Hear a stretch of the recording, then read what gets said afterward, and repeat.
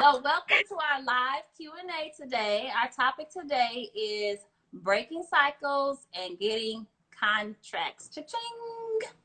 Because the contract equals something being paid at the end of the service or the product.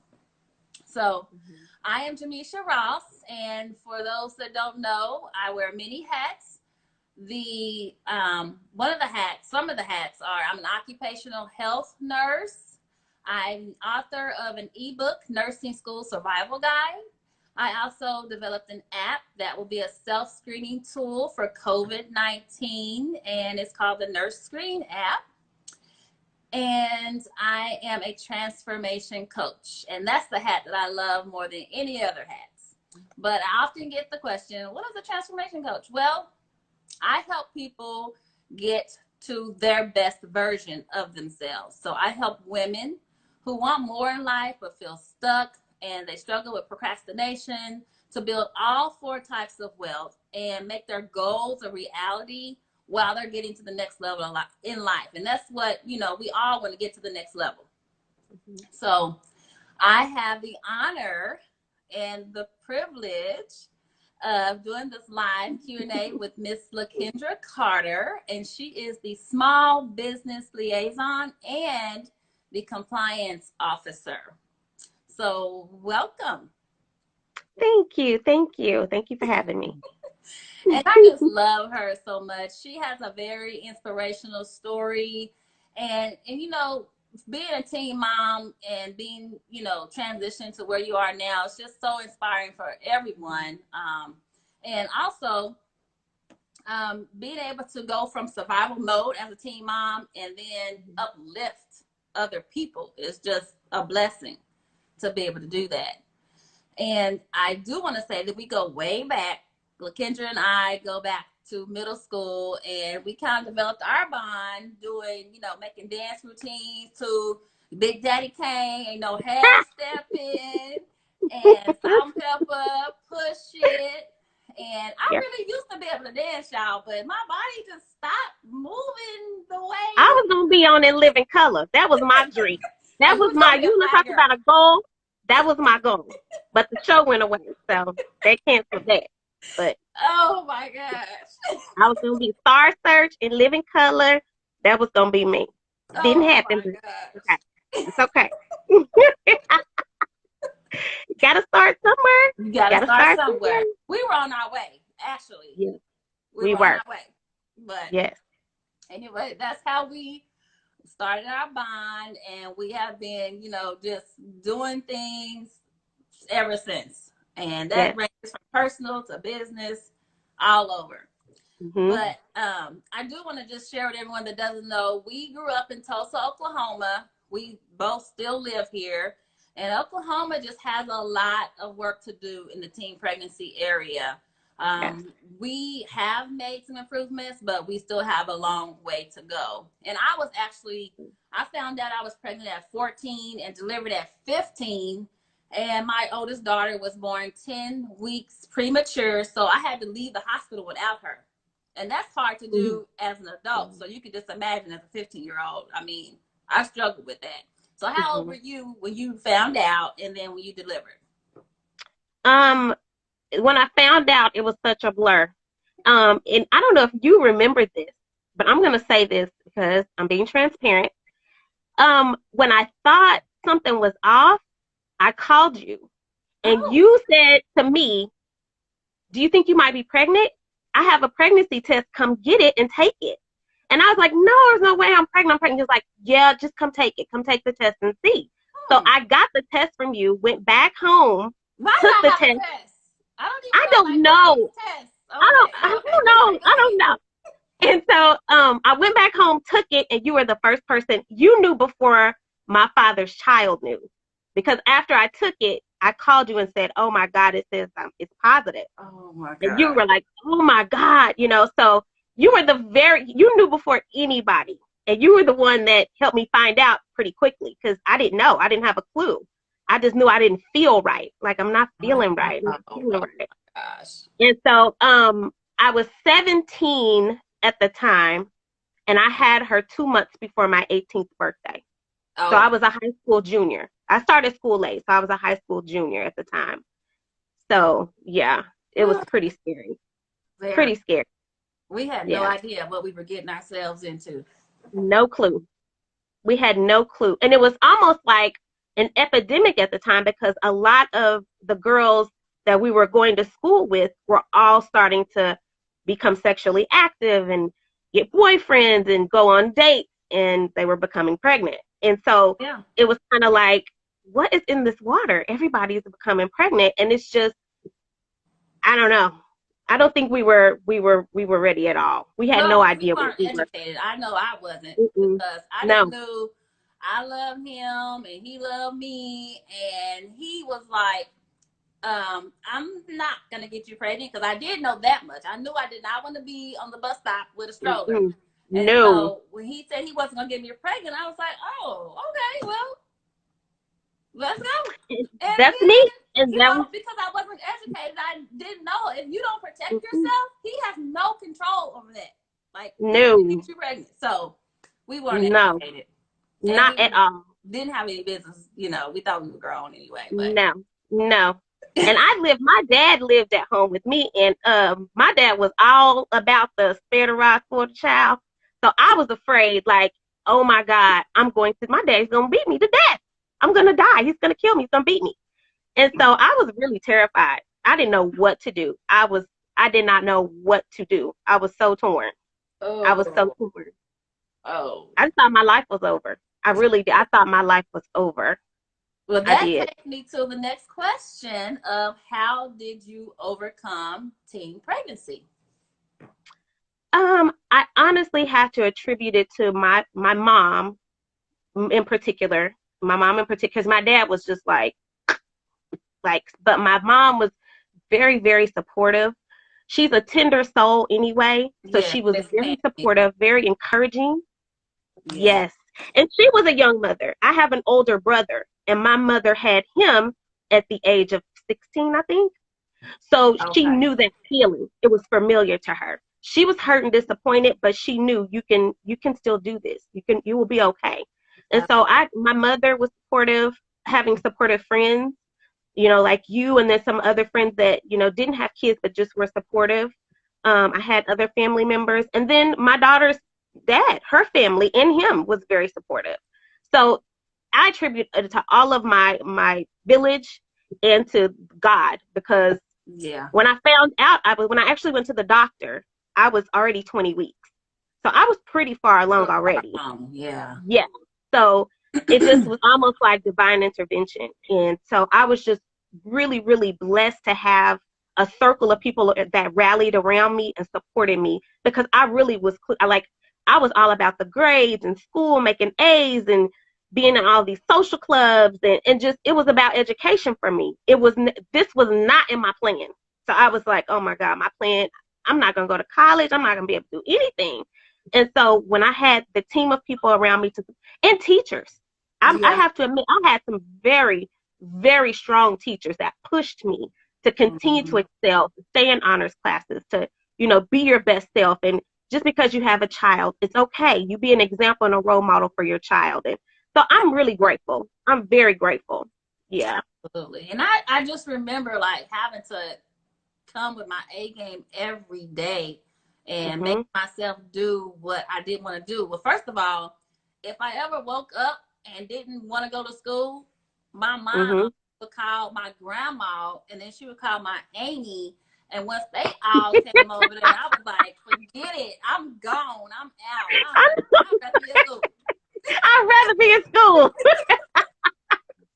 This is crazy. And I know your family. I know. Old lady gang. Oh, yeah. Make me just want to choose the better of the evils. Just get out the house and go to school. That's right. But it worked out. Yeah. I mean, it was the right thing. That was basically, you know, the village coming through. Like, we're not letting this child slip. No. Because that's what it's all about. That's what it's all about. And I think that was what helps me overcome the obstacle. It's just having people rallying around me, pushing me, encouraging me. So sometimes you need somebody to come over like a gang and get you up out of that bed, because it's tough. Especially when that baby's up all night. I I ain't going. I would have been fine. But the three of them, That's why I she was like, called. She called that reinforcement. So that is so true. So what do you think? Well, how did that make you who you are today? How did that impact who you are today? Um, Honestly, number one, it gave me a purpose. My daughter gave me purpose. I have a bonus child. Is my daughter's older brother is my bonus child. He was born before her, and they were born pretty close together. He was like 10 months older than her. Okay. So with me still being with my daughter's dad and him having custody of his son, he was my bonus baby. So I knew at that point there were two people I had to be a role model for. I had to be a mom, but I also had to be an example of what to do when things get hard. And so she gave me my purpose. And with that, it was almost like I didn't want her to see me fail. And so I knew I had to stick to my goals. I had to achieve them because somebody was watching me. Now I had somebody that I had to be accountable for, and I couldn't drop the ball. I couldn't fail. And so she gave me my purpose. She was my strength. She was my reason why. And so it's really funny because I didn't think she paid attention to the things that I did until one day. She was around 6 or 7, and she was playing, and I was getting ready for work. I was always in like hustle mode, like, okay, I gotta go to work, go to school, go back to my other part-time job. It was always a hustle. And one day I was sitting down doing something, and she says, Mom, when I get big like you, I'm gonna work 2 jobs. And I'm like, why'd you say that? And she's like, because you work 2 jobs, so I'm gonna work 2 jobs. And I'm like, no, you're not. You're gonna go get your education, and you're gonna work 1 good job so you don't have to be as tired as mommy. And she goes, okay. But that just showed me she pays attention. Your kids really pay attention. You think they're playing with dolls or reading books. No, they're watching you. So they can either be watching a good version of you, or they could be watching a sucky version of you. Either way, they're watching and they're learning. So yeah, she's it still is my purpose. You know, she's a full grown adult and she still is my purpose. I remember working on my master's, and I told her, I'm just going to quit. I'm tired. I can't go to work and go to school. This is curriculum. I can't do it. She was like, no, Mom, you can do it. You can do this. You're almost done. You can do. And it's just hearing that voice from someone else to tell me you can do it. Yes. It kept pushing me. It kept pushing. Because I told you that. There were times I was in school, and I'm like, I'm quitting, girl. I don't know how you did this. I'm quitting. I'm tired. And you're like, no, you can do it. You can get through it. Just keep going. I felt like that too, but so you need those words of encouragement, because even when things are going good, there'll be a bump in the road, and you're going to need somebody to help you get over that bump. So, I mean, it's just always good to have, positive people. And I'm glad I sowed positivity into her, because I didn't know she would be sowing it back into me. So that was great. Unexpected, but that was great. Unexpected and right on time. Oh my God. Right on time. So on time. Oh my God. I mean, I do remember, like, it just turned all of my motivation into a failure is not an option point. I mean, and when I graduated from nursing school, there were people around me that I didn't even know doubted my ability. They were like, well, how did you do this? Because they saw me at Blue Monday. They saw me at Hump Wednesday. They saw me at Late Night.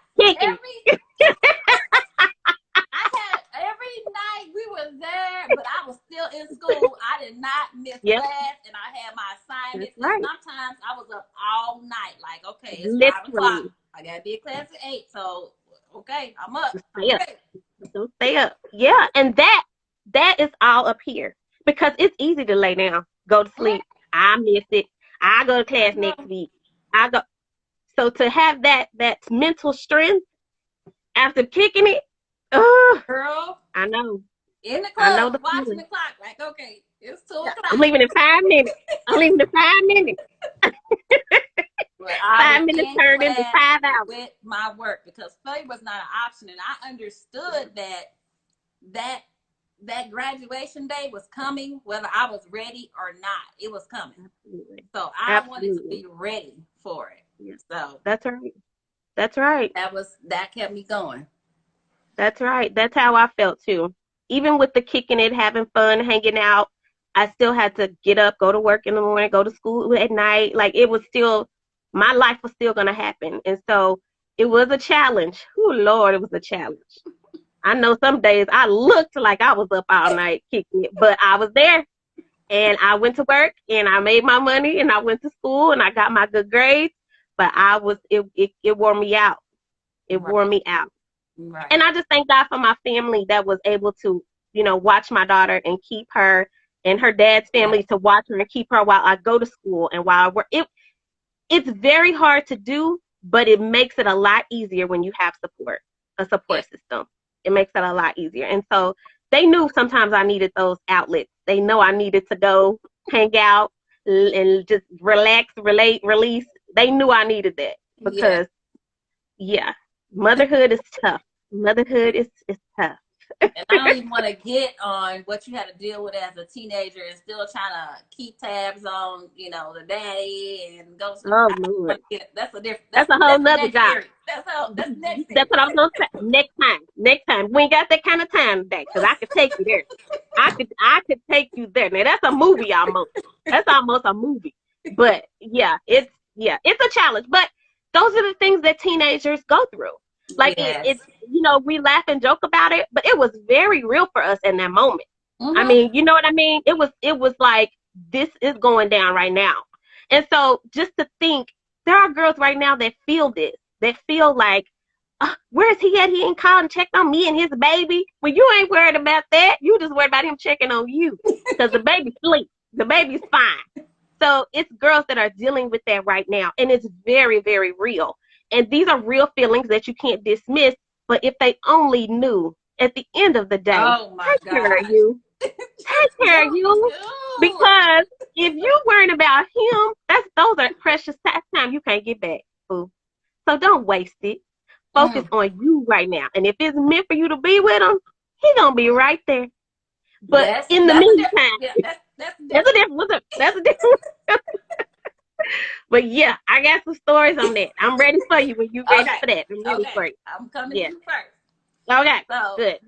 The next question is, like, how do you think you were able to break the teenage pregnancy cycle? We kind of hit on it a little bit ago, and it's communication.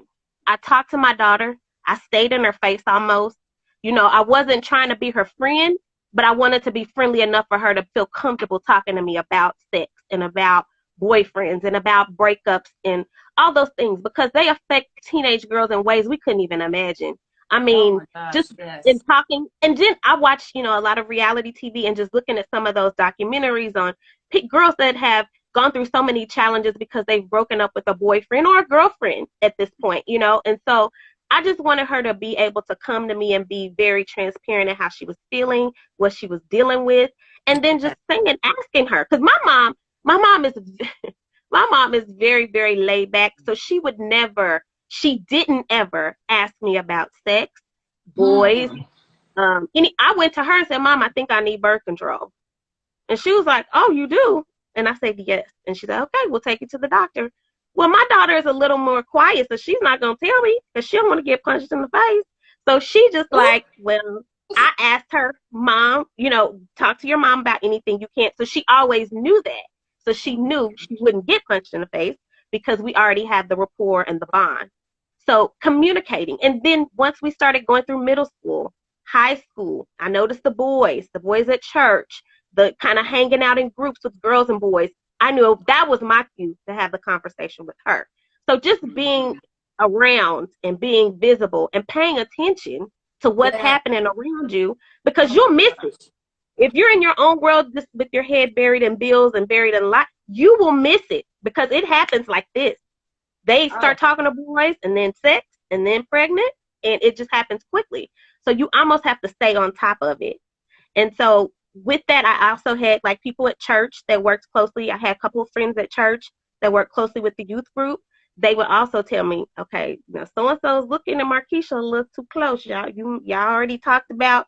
And so thank you for the heads up. Let me reiterate, this is where we at. Are you okay? You having sex? We need to talk about condoms, birth control. Like I was very open about talking to, because I didn't want her to make that same, have that same delay in life. And so she was She was very transparent with me. Mom, no, I'm not having sex. But then when she was ready, Mom, I think I want to get on birth control. So it wasn't a thing where I made her feel bad. It was like, okay, well, let's go look at all of your options. And Mm-hmm. so that's what we did. But it was just about talking to her early and then staying in constant contact. Because my parents Yeah. didn't do that. My Yeah. parents did And I'm not. quiet. So I knew Hmm. what to do to keep them away from me. I knew if I stayed on the honor roll and I just did what I Yep, needed to do, I yep. could have the freedom that, allowed me to do the things that I shouldn't have been doing. Hmm. So, Hmm. and Yeah, I was everybody's favorite. So I was yeah. the favorite granddaughter, the favorite niece. I was everybody's favorite. So nobody had to, Hmm. I wasn't on anyone's radar. I was doing my Yeah. thing. Yeah, and I So think that was the thing for me too. Like I was making the grades, I wasn't getting in trouble in school, so it wasn't a need to watch me in their eyes. Like she's good, we don't need to watch her. We need to watch these boys. Well, you did need to watch me too. Well, or just pay attention to me. yeah. Just notice what I'm going through and what I'm dealing with. And then I had fast friends. You weren't one of them, but I had friends trying to talk me into say that's the thing too.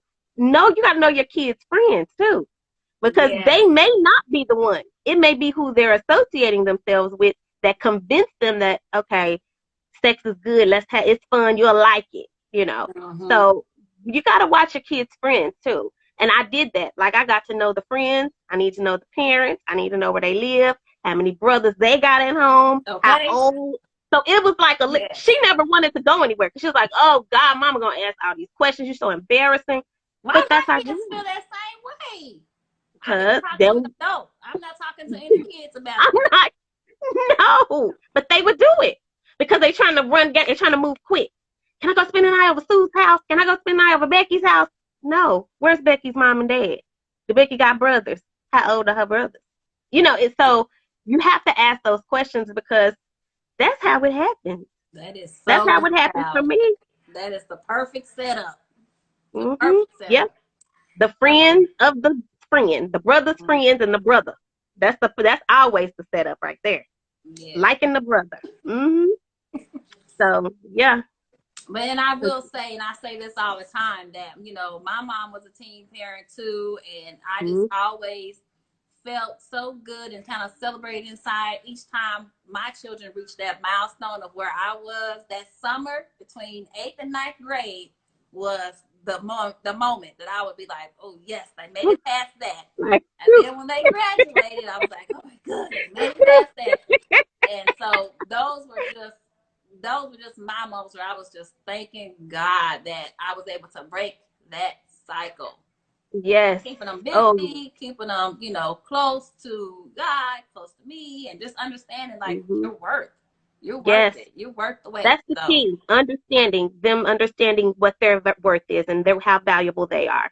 Because you wouldn't be surprised, but a lot of people would be surprised how some people portray on the outside that I'm good, I'm happy, I'm great, but on the inside they're feeling away. On the inside they're upset because a boy didn't like them that they liked, or a girl didn't like them and they really liked her. So it's like you don't know unless you talk to them. You got to communicate with them. So I think for our relationship, that's what works best for us. Just to be open, to not be judgmental, because I can be kind of judgmental. So I try not to do that with her because I want her to continue to come to me and talk to me about anything, even right now today, about anything. And so it's really a fine line between parenting and being a friend. I want to be a friendly parent, but I'm not your friend. I'm your parent at the end of the day. keeping that So it's, very clear. yes, keeping it very, very clear because some parents really cross that line and they lose that respect. I don't ever want to lose that respect. So it's tough. And then being younger and kind of liking some of the same things, which I'm more mature now, but I was I younger, get it. I get it. she was younger, and so it's almost like girl and child. I remember the time she would say that to me, and she was like 13 and 12. Girl, who you calling girl? I'm your mama. I'm not your girl. I'm not your friend. So Mm, you have to almost catch them, correct them, and bring them back home. Like, okay, let's keep yes, this line. Are we cool? But we ain't that cool. that's So right. yeah, That's yeah, right. yeah. It's Well, let's tough. talk about what you're doing now to help small businesses get contracts? Right now, I am working as a compliance officer and small business liaison for a municipality, the city of Tulsa, and I typically work with city contracts. So if you want to work on a city contract, whether it's a street construction project, whether it's an architect and engineering project, whether it is a purchasing contract, maybe you have a janitorial service, or maybe you have a landscaping company. I work with small businesses. They have to be small in size, small in dollar value. And I work with them and I help them gain all of the necessary requirements that they need in order to bid on city projects. And the beautiful part about the city of Tulsa right now with our projects, we have a goal, and 10% of that city goal, city dollars, go towards small business utilization. So it's basically the city of Tulsa sewing back into the city and helping small businesses grow and develop. And so I work directly with the small businesses, telling them, what we're looking for, how to obtain those things if they don't know how, certain documents that they may need, and just kind of helping develop them so that they can bid on city projects. We do not do the work for them at all, but we are there to help guide them to get everything that they need. And most of the time, the businesses are ready to go when they come in. They know pretty much exactly what they need to do. They just need kind of a little bit of assistance on certain things, and that's what I'm there for. And then if they have any issues throughout the duration of a contract, they can contact me. That's what I'm there for as well, to help navigate and mitigate whatever issues they may have between a large contractor and them. So what determines small? Like, is that less than 100 employees, or? It's small. For us, it's smaller than that. It's 25 or less. 25 employees or less. And for purchasing contracts, you have to have a value of your business of $3 million. And for construction, it's $5 million. So you have room to grow and develop there. There's room for a lot of growth there for small business. So we really like people to take advantage of it because it's money there for them. They don't even know about the program oftentimes. And so that's the thing. I want us to get out and market it more. I want to get out in the communities and network it more. There are so many small businesses that are out there that do not have a clue that they could bid for city projects and get $200,000 and $300,000 and $400,000, $500,000 contracts. So it's out there. They're out there. And we just want to make sure that we're utilizing all of the talent that we have around Tulsa, because there's a lot here. We have a lot of excellent small businesses that they don't even really know how to do business, period. They just know people are word of mouth and they know how to do the job, but they forget about the paperwork aspect. So what could a small business do to position themselves to be selected when they are going up for a contract? The best thing that they could do is be prepared. Have themselves like a business resume, not a personal one that just tells what you as an individual are doing or whatever you've done as an individual, but what has your business done? You want to be in business for at least 1 year in order to build that resume, because we do require you to be in business a year. We don't want anyone that just woke up and decided to start a business to bid on large contracts, because those contracts rock and roll. So they need you to have some experience. So get yourself established, gain yourself a business resume, properly file your taxes. That's a big thing too, because we do verify with the IRS. We want to make sure that you don't owe them any money. You don't owe the state of Oklahoma any money. You don't owe anybody. We want to make sure that all of your business affairs are in order. So that's important. So I would say, if at all possible, if you can't do it or don't have the time to do it yourself, hire someone part-time at least to help keep your business documentation in order, because that's very important. We want you to have the skill set, but we also want you to have the business acumen as well. I mean, we're there to support you. We want you to grow and develop, but we want you to grow and develop overall, not just to finish and finish the accomplish of a project. We want you to grow and leave the city of Tulsa, outgrow the program, and do great things. So I noticed with a lot of small businesses, they can do an excellent job on the work. They just don't have their paperwork in order. And so that can delay them getting in the program. So take that time. Yes. Yeah, it is. It's a totally missed opportunity. And so I'm trying to work towards getting more, having more seminars on that and more training classes on that, because it's very important to have your documents in order. So Yeah. is there an advantage for like minority businesses and women-owned businesses with getting those small business contracts? We used to be tailored more towards minority and women owned. Now we're just all around disadvantaged small businesses. So Okay. you can be any minority, you can be any gender, but we just, any race at all. You can be any race at all and any gender. We just need you to fit that small business definition. And so at one point we did have that kind of boundary or that kind of preference, but Mm-hmm. now we don't. We just opened it up, broadened the scope, and just have it for anyone that has a small business. Well, yesterday I was doing a live Q&A with Shalana, and she has the vegan cinnamon roll, the Fort Worth Cinnaholic. So could a company like that get a city contract to like do catering for meetings and events and things like that?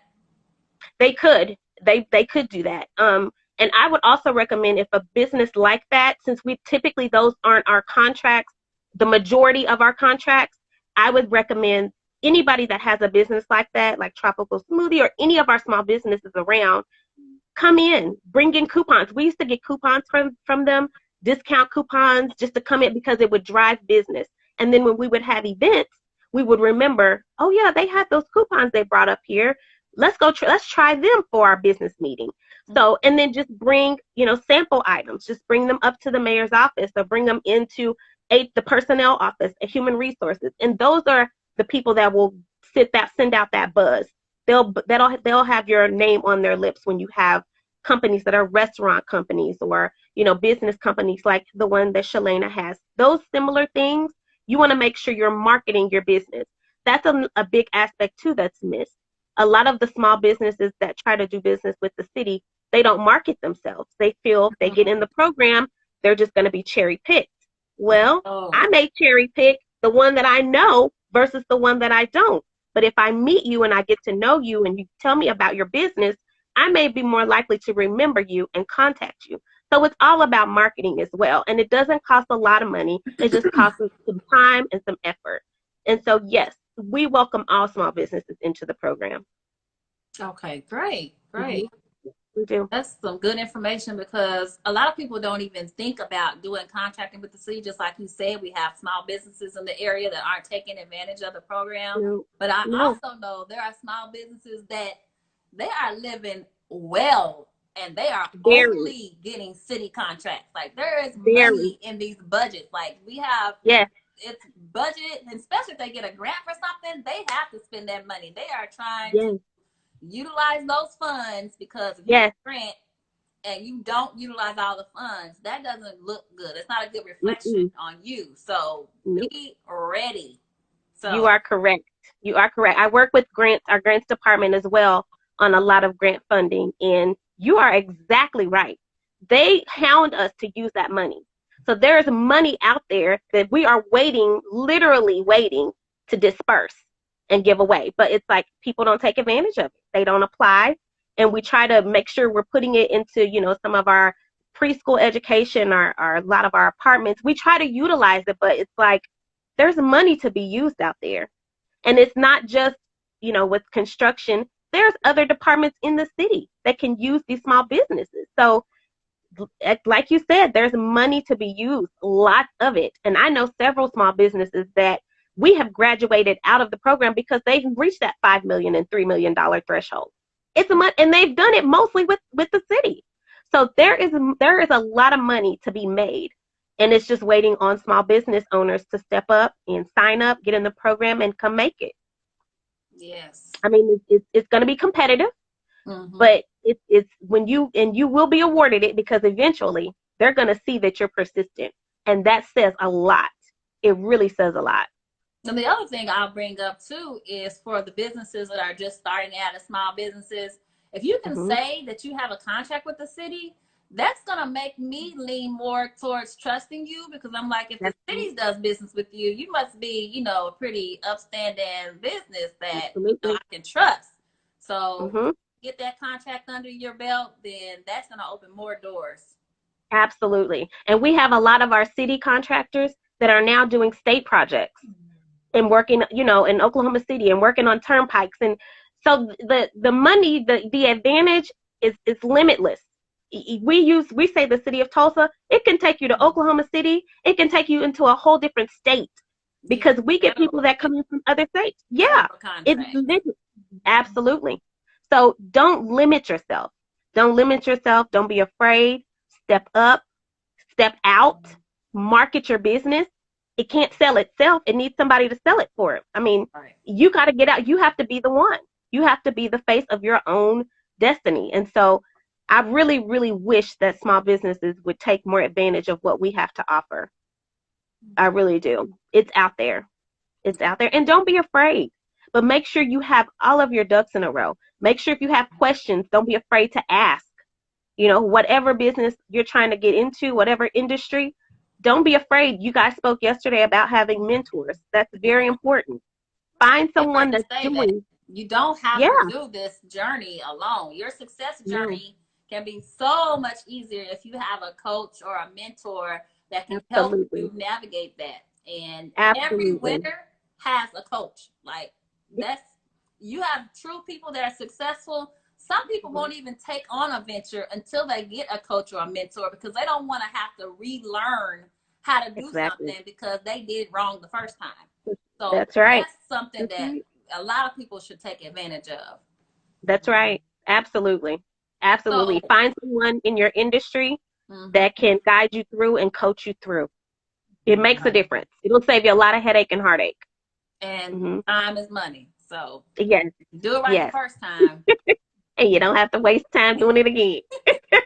Or as we say in healthcare, if you don't do it right the first time because you're rushing, when will you have time to That's the redo it? thing.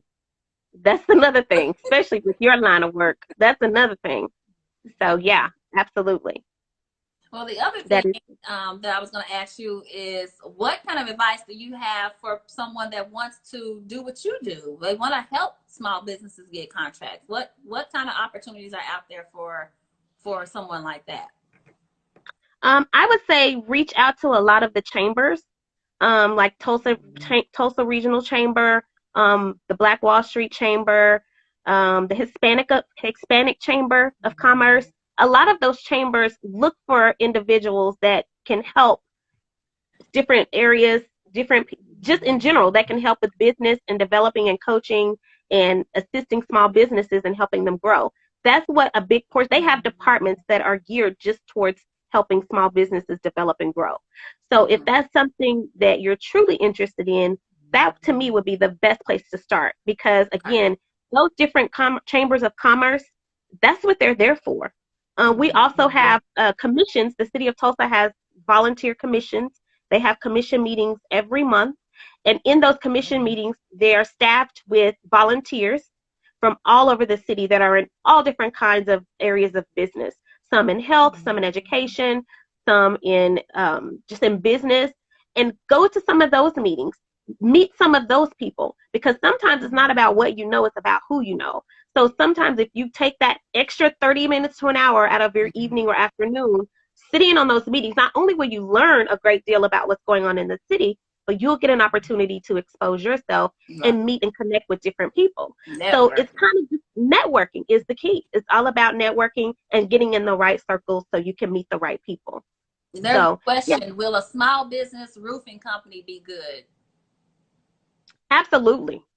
We always need those. Always need roofers.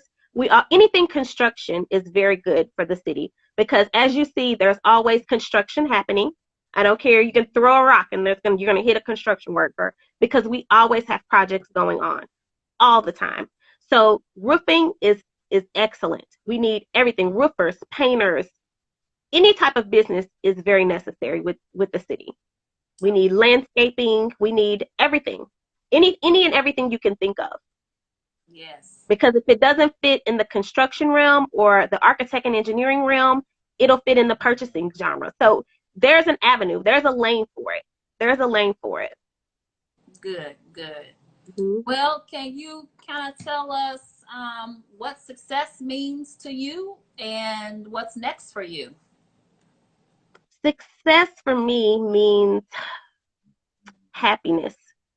Happiness, Oh, whatever you're doing, if it makes you happy, you have succeeded. There's nothing like working at a job, on a job, for a company, for a person, and you're miserable. That's not success. No, So that's you not. want to do something that makes you happy, something you enjoy doing when you wake up in the morning, something that you can't put down because you can't go to sleep because there's more you want to do. That to me equals happiness, which equals success. I mean, you can buy certain things, but happiness and joy you can't. And once you've achieved those things, you've succeeded. That's in my opinion. That's That's what good. success means to me. That's good. Yeah. Good. And I Because always I've reached. share that I feel like the ultimate level of success is being able to inspire other people. And you Mhm. definitely have done that. Your story is very inspiring. And I Well, think thank that you. even just someone that may not even be thinking about starting a business needs to think about that seriously, because as I'm interviewing people for my program, I'm asking them, like, what are your personal goals? What are your career goals? What are your business goals? And when someone tells me I don't really have a business goal, I'm like, no, you need to always be thinking of a need that you can serve, a problem you can solve that's going to generate income for you. Because if you're not thinking about you and you're just thinking about how your business model or your business will be able to meet a need or solve a problem, then the money will come. But there's always Mhm. something that you're dealing with or somebody else is dealing with. And even if you feel like the market is saturated, you can always do it better or do it a different way and find your niche in that business or in that field. And I just feel like you can, I don't want to say it's impossible, but if you're talking about like Mhm. building a financial foundation, I don't see you really doing it without having your own business. And Right. us as women of color, we can do so much if we just believe in ourselves and have confidence of, Mhm. we are enough.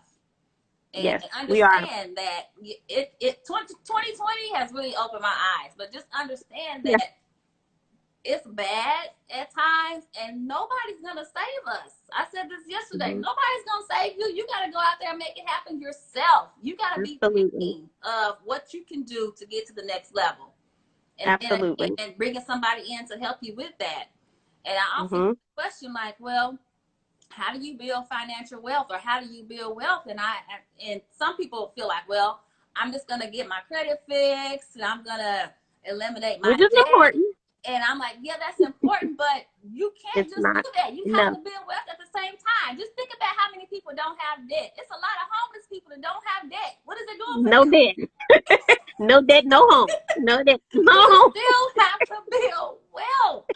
And and Yep. That's right. I even stopped saying that. I even stopped saying I want to be debt free, because I realized that there's good debt and there's bad There debt. is. Okay, Absolutely. so what's good debt? Well, good debt is the debt that's going to generate income for you. Like my primary Mhm. home that I'm at right now, I have a mortgage on this home. This is a bad debt. I'm not making any money off of it. Yes, I have a roof over my head and I love my home and it's an investment, but it's still a bad debt that I need to eliminate. But I have commercial mortgages that are generating income. That's good debt. Mhm. I'm fine with that. Yep. That's Yep. paying for itself and some. Yep. So people just need to change their mindset so they understand, like, there's a strategic way to approach it, but you always got to think of something else you can do besides your job that can help you generate revenue and income. But that can be your focus. Your focus has to be what Mhm. what problem that business is going to solve, And what or I what noticed in value my it's going to bring. You're right. You're exactly right. I noticed in my previous profession, I was in banking, a lot of it was lack of knowledge. People don't know a lot of what you just said. So they don't know how to obtain that. They don't know that they have the ability to obtain it because they're not thinking on that lane. They don't know to think outside of the box that Yeah, they're living in. And right. so a lot of it is lack of knowledge. And that's where communicating with the community is very helpful because they don't know. I mean, I've met people that just they had no clue about their credit. They had no clue about the importance of saving money and investing money. They had no idea. It was really like turning on a light in a dark room. like, wow. And that was the beautiful part I loved about working in banking, because I had an opportunity to have intimate moments about a personal subject matter such as your finances. Nobody wants to talk about their finances. That's my business. But if you're giving them some type of information that they can take and hold on to and grow from, I mean, I still see people all the time that ask me, do you still work at the bank? I've been gone for 10 years. But that's the impact that I had just in our meeting, and talking to them and educating them on things that are important. So the information that you have, we really need to make sure our community learns that. And the earlier, the better. I mean, we talk about teen moms. If we could get a grasp on teen mothers and they could impact those boyfriends who are teen fathers, imagine what we could do for North Tulsa, or any part of Tulsa in general, if we educated those individuals on how to generate income. Many of them sit on talents that could make them money right now. Right. Whether it's being the nail tech. It would turn this whole zip code around. Oh, yes, absolutely. And that's like the whole Black Wall Street area. We could rebuild that, but we have to educate. A lot of our youth don't know the importance of not buying a car with rims on it. That you've just wasted money all the way around. You know, and they don't understand the importance of saving, and the importance of not just going to get a new car at tax time and then going to get another one the next year at tax time. And then they don't understand. Nobody's pulling them aside and saying, hey, this is not what you do. Let me show you what you do. And this is how, there's a better way. And so I think they need that. Like, they really need someone that can pull their coattail and say, hey, are you interested in this? Then you need to try and develop that. And so it's I don't know. It's a lot of work. And it's going to take a lot of people to help get this going, but it has to start with somebody, and I nominate you. Oh, well, that'll be the next series.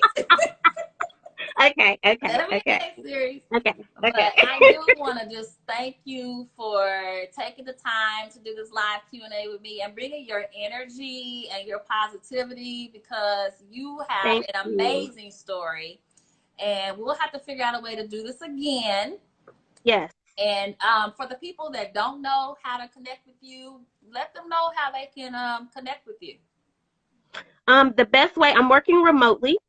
So the best way to reach me, if you're interested in just more information or you have questions regarding the city of Tulsa and our small business program, you can reach me at lcarter@cityoftulsa.org, O-R-G. Or if you're on Instagram, you can reach me at ms.kencarter, which is KenCarter. You can send me a personal message, and I'll be happy to answer those questions there as well. But feel free, reach out. I'm here. If I don't know the answer, I can get the answer for you from the right person. So don't be afraid. Don't be afraid. Awesome. Well, thank you. And you're welcome. I will upload this video to my YouTube channel, Jamesha Ross RN, and tomorrow we'll be back with Breaking Cycles and Molds with Aisha Peters. So same time, same place tomorrow. It's gonna be Friday. And, we'll have lots of fun again. So thank you. Yes. You're welcome. Thank you. Okay. Bye. Bye-bye.